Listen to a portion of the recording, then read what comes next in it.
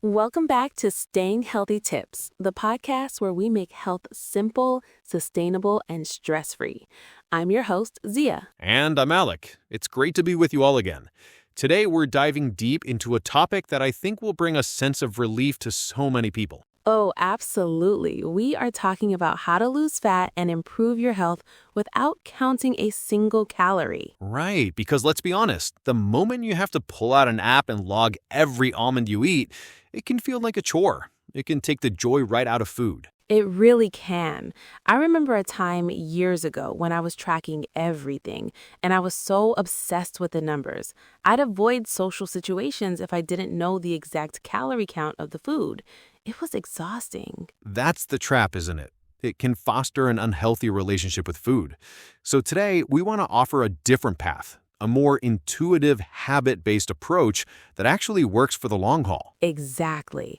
Let's start by digging into why calorie counting, while well-intentioned, can be a flawed strategy from the start. Okay, so everyone knows the basic idea of CICO, calories in, calories out.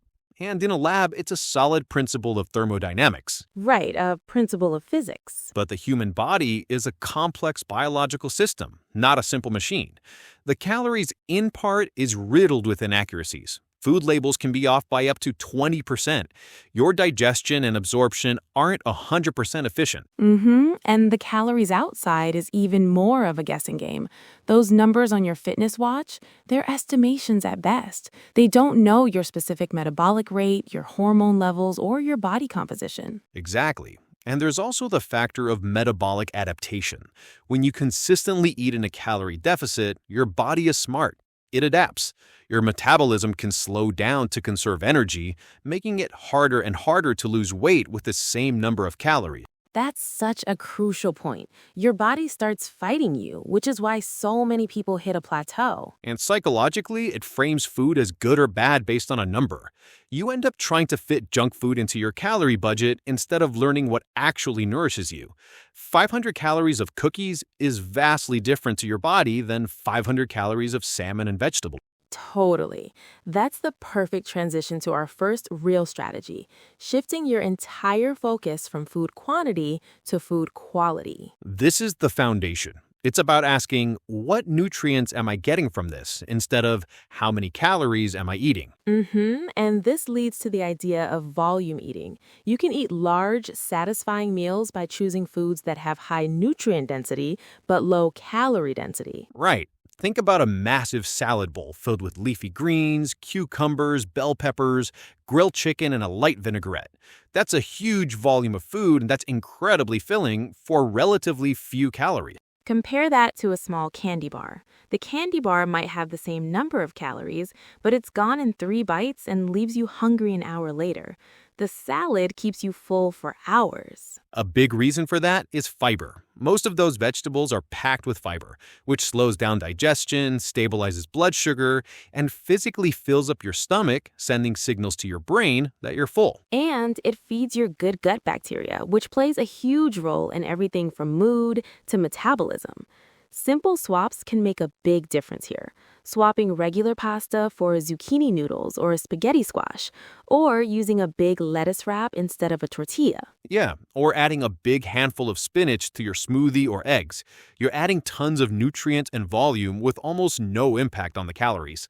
It's about working smarter, not harder. Okay, so building on that foundation of quality foods, let's zoom in on 2 MVPs of fat loss: protein and healthy fats. Absolutely. If fiber is great, protein is the undisputed champion of satiety. It keeps you feeling fuller for longer than any other macronutrient. And this naturally leads to you eating less overall without feeling deprived. You're just not as hungry. And we mentioned the thermic effect of food earlier. Your body burns a significant number of calories, up to 30%, just digesting protein. It's like a free metabolic boost with every meal. So what does this look like practically? It means aiming to have a good source of protein in every meal. And this applies whether you're an omnivore or plant-based. Right. It could be chicken, fish, eggs, or lean beef. Or it could be lentils, chickpeas, tofu, tempeh, or a quality protein powder. The goal is to anchor your meal with it. Now let's talk about fat.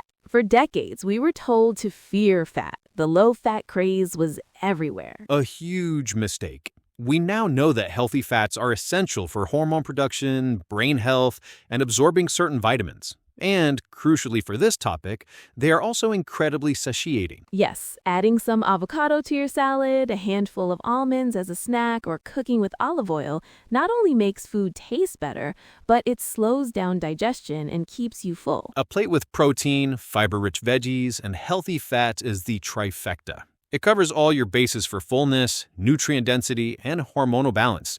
You won't even be thinking about calories. Okay, so we've covered what to eat. The final piece of the puzzle is how you eat. This involves mindful eating, managing your environment, and getting enough sleep. Ah, sleep, the great forgotten pillar of health. Let's start with mindfulness, though. It's about tuning back into your body's innate hunger and fullness signals. We talked about the hunger scale. Start eating when you're genuinely hungry, not starving, and stop when you're satisfied, not stuffed. To do that, you have to slow down. It takes about 20 minutes for your gut to tell your brain it's full. If you finish your meal in 5, you've completely bypassed that mechanism.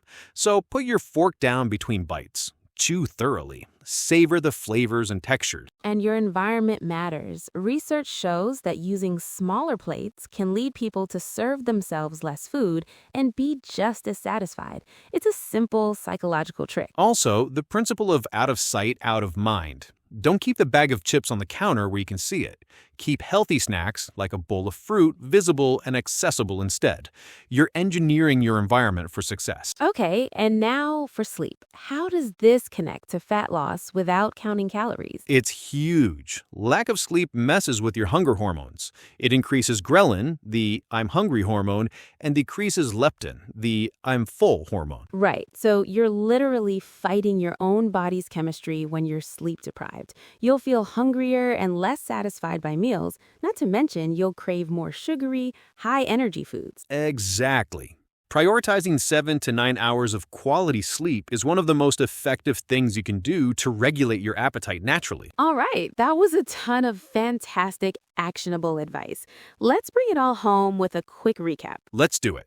First, ditch the calorie counting mentality and focus on food quality. Fill your plate with whole, unprocessed foods and lots of fiber-rich vegetables. Second, anchor every meal with a quality source of protein and don't be afraid of healthy fats. This combination is the ultimate key to feeling full and satisfied. Third, change how you eat. Practice mindful eating. Slow down and listen to your body.